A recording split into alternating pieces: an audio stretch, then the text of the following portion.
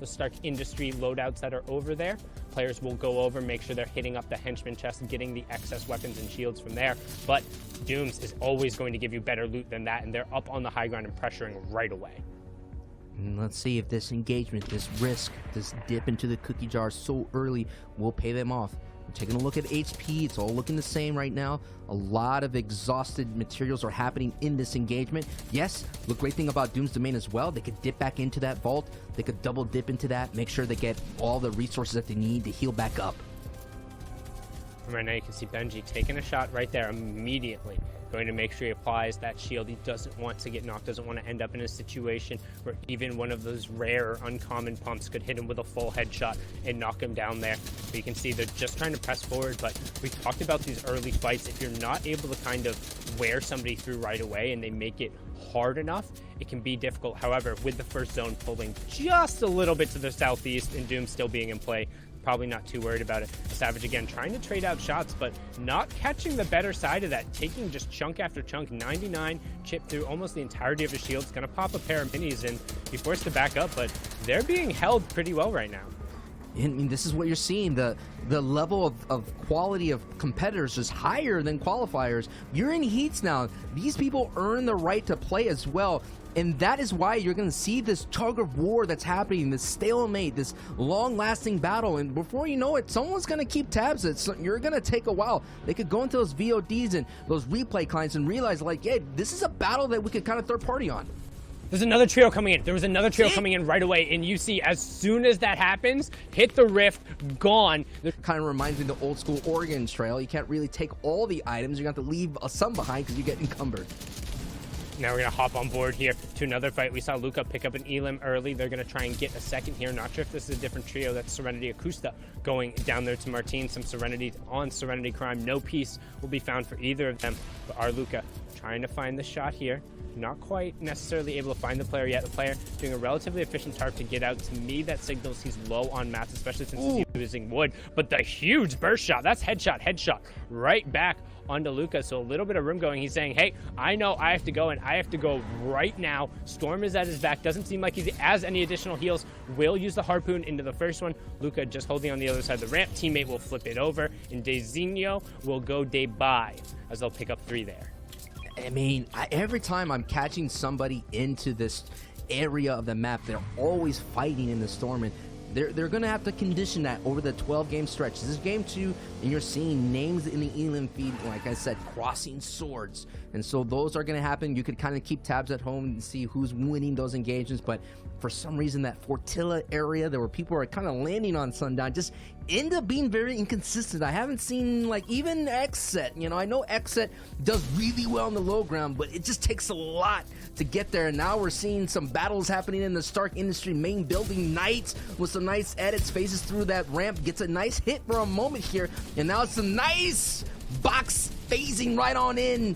Big time Elim right there for that squad, getting that first point of this engagement. But Knight is all alone. He's going to be that Knight standing all by himself. Can he hold on, or will this Knight get that Sundown? You got to be careful here, because these are the scary moments in the trio when you have to clutch by yourself. Ooh, 150 tag. Yes, but oh no, you get tagged yourself. Oh my goodness, this is not looking good for Leon, Dasik, and Knight. You're seeing so many arrows here holding up that low ground, and this is an opportunity going for that. What is this? This Clay special all day today? Everyone using the power of the harpoon, and we're seeing its different uses available to break builds and get inside boxes efficiently, and that is a great push right there for this trio. That's Benji, or Sanji Fishy, actually getting caught out there. Michael also being taken out, and instead, Emo is going to be forced off the side. Does have shockwaves if he wants to disengage. Kinwin also getting knocked, but some good return shots coming through from Ebo. Toby getting caught kind of gargling their statue up on the side. Caxi now with the storm at his back as well. This is going to be mostly a one-on-one. You can see Emo trying to work his way over to the loot, pick up the builds, get 7 shockwaves for his trouble, and he's going to say, thank you, I'm going to take those, set up the bouncer shockwave, and he's going to space straight to the zone, right into upstate New York. And here we go. We're going to get a first taste of upstate New York. This is going to be a very interesting ending. If you've never had an end game here, if you've never seen Fortnite competitive, the value spots are going to be on the mountain. There's a lot of different elevations here. There is some water, a lake, and a river that go through it. And that is where things get scary. We have seen the river, the end game, end up on the lake. And that is where a lot of our competitors are going to use their builds because they have to cover the floor as well. Which, while still pretty difficult, it's not as bad as it could be. It's not going to force as many uses of rotation, so you're going to see some more opportunity to use that either a little bit earlier or in rotations on the side zone. But you can see Ziku, Weepu, and Kaizen finding some great shots there. Excuse me, a little bit of a miscommunication there as the horizontal shockwave comes out from Kaizen. He rockets himself forward, but Ziku back, going to force him to use a crash pad that could have been used to get in the box. They're going to find the cleanup there onto Exponential. Going to find a second one there onto Mexi as well. Can they continue pushing forward and find the third? They haven't isolated 1v3. They're right on the edge of zone, and they should be able to clean this one up as the player is now going to just desperately disengage. Here we go. We're getting closer and closer to the end game. This was zone 4. Zone 5 is at half in and half out. 6, 7, 8, 9. It's going to be the rotating. Of course, 9 will be the ultimate closing zone where it goes all the way down and the entire island's engulfed. And we saw how important it is to navigate that. You literally have seconds. All right, they made some changes. Let's just see if those adjustments are going to pay off for them here in game 2. And they're well above Storm Surge this time as well. You can see finding another knock right there. That's Laurent. A little bit of a miss at it, but they're going to try and close the box. Ooh. And uh-oh, a little bit. Sometimes you're a little over-eager, and right away they're going to use that pick-up throw feature, disengage with Savage, saying, nuh-uh, the knock right there is not worth losing our superstar. Going to try and use whatever utility they can to make sure they get them up. They're going to trade the revives back on the other side, so Laurent's going to be picked up. The utility is going to be used. Here, the trouble is ensuing. Shots are going. Everybody's trying to get that free elim, kind of condition the lobby to make these rotations. As you see, Versu picking up an elim, and that's going to give him the green light to make that rotation. It's not necessary. Yes, you're going to get a point on the leaderboard, which is going to be very valuable, but you're going to enable you to stand a little bit longer to get a cleaner rotation right then and through. And Versu was able to get that and perch on top of that one knock that they had. And now they're going to have the opportunity here. They are in the half in and half out, zone 5. And this is the dangerous part of it all. Because in trios, you can separate so easily, and at the same time you could use up so much of mobility if you make a bad, we already saw someone make a bad shockwave play early on, because this is where the nerves start maybe getting to the butterflies, as you see, in just a very erratic bounce right there. And now they're going to spend so much materials as Versu is doing all that he can to get back up to his teammate who is higher up there. But look at all the builds that he's expending here, Sundown. Yeah, that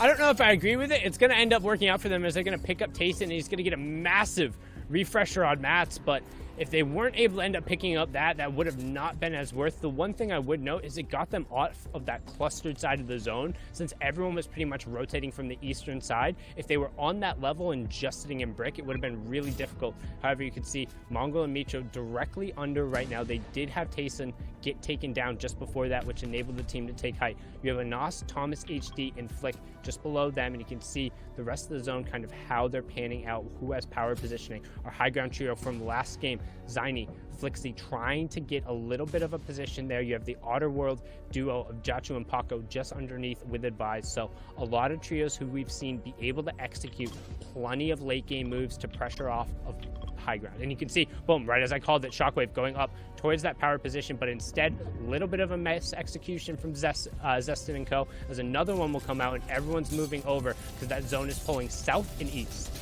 The sound of the alarm, and you're seeing here in game 2 at in-game, it is the who's who of the zoo, still vibing, still rocking together. You're going to see a different kind of layers kind of form naturally as our players navigate these rotating. You're going to have the low ground, mid ground, and height. This is a feature of right now, a little peek at what's happening on the low ground. This is actually a strong rotation from this trio here, kind of focusing outside and catching the feet. A blaster right then and there. The shins are available. Give him them toes. Nico with the 1-point elim. You know, we're out here in EU. Make sure you're wearing your shin guards before you go out and take the pitch. You can see keeping an eye on that top left-hand corner. Once we zoom back right now, keeping an eye on the wide as Mitro and Mongo are able to take it. The top left, we need to see 30 before Storm Surge turns off, and now we're into top 17. So each trio that drops will be gaining a point right now as a big shot comes out from Nico, trying to follow up with that tactical SMG, and that's Mr. Savage, and then a takedown right away behind him, as well as Benji also gets down. So down bad, Benji and Savage, as Nico gets dropped all the way down into who knows whose box. That was a Canadian mogul master right there, as Ziku eats the shot, but he's way out of zone. He needs that siphon to tick over. He's barely going to be able to find it in time, but can he find his way back to the zone? No more mobility except for the bouncer, and instead gets denied by the brick wall as we talk about Old Man Mountain claiming his toll, and the changes in verticality. That slight rise up the one mountain that was in play is going to drop so many players as we went from 48 to 17 in our top 10 in the blink of a rotation.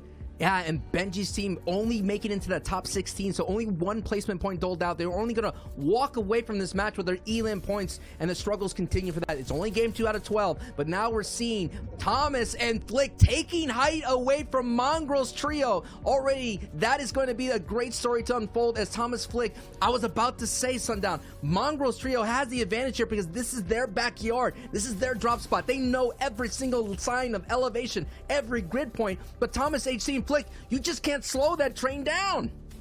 Yeah, but Zaini also just picked up his own double, another trio making it into the late game. Lal Boom, the young Irishman, the World Cup qualified player, making a statement saying, I'm back, everybody, what's up? A nice little double from him as well. He gets all the resources, all the utility, going to opt to also pick up that bandage cannon for the late game heals since he knows it's going to final zone. You can see, though, Thomas HD and Flick still up on the high ground. However, single tarping and breaking down trees while using wood, to me, signifies they're low on mats, but it doesn't matter as now we're going to swing on board to the low ground madness as it's a 3-on-2-on-1. No, it's a 2-on-2-on-2. Now it's just a 2v2 as Thomas picks up the cleanup there onto Mongrel and Co. Well done from him there, but can Vidil and Kylie close out against Thomas and Flick? Flick goes down himself. Excuse me, Flick falling all the way down, just going to give some extra materials over, and now it's a 1v2. Can Thomas clutch up?